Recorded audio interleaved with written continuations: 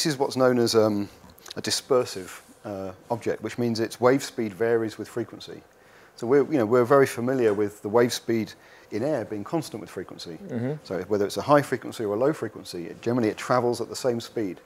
In a panel, a low frequency wave, bending wave, travels at a different speed from a high frequency wave. And that introduces some very unique properties.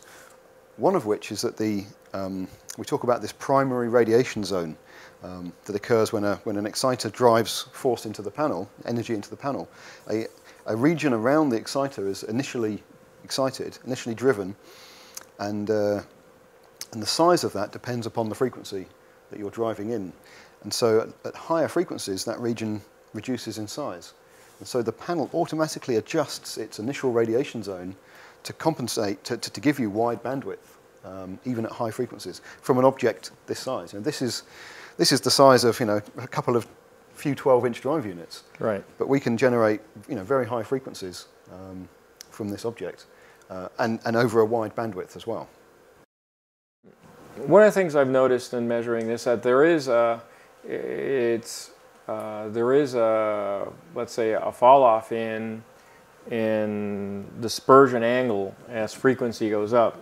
And why does that happen? Is it a function of the actual voice coil diameter or number of coils? What's happening in the panel? Because you said that at every frequency, the panel adapts to that new frequency in terms of its radiation pattern. And if it's actually collapsing, which is good if frequency goes up, because it's actually becoming a smaller radiating surface. Yes. Therefore, should be maintaining its pattern. But is it a relationship between the frequency and the size of the coils, or the number of coils, location? So that's, or all of the above. So there's a few questions there that I'm going to cover. No, that's great.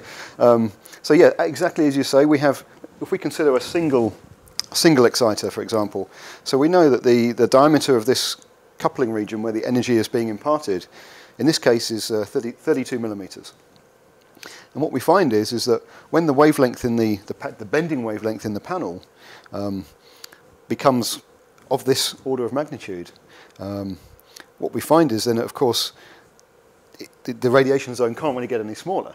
What you find is the region inside here becomes like a very efficient little kind of like an oil can, and that radiates quite efficiently, and you can get a little peak on axis and moderately broad, but again with the right kind of damping and stuff, you can actually spread that energy and use it to your advantage to some extent. We wouldn't always rely on that, but it's a useful feature.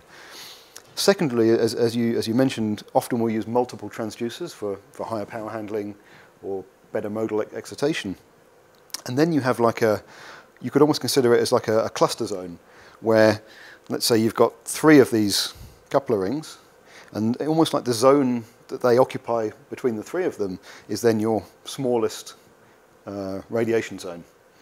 And again, it's important to remember that this initial region that we're talking about, this primary radiation center, it's a primary radiation center, because after that comes the modal energy.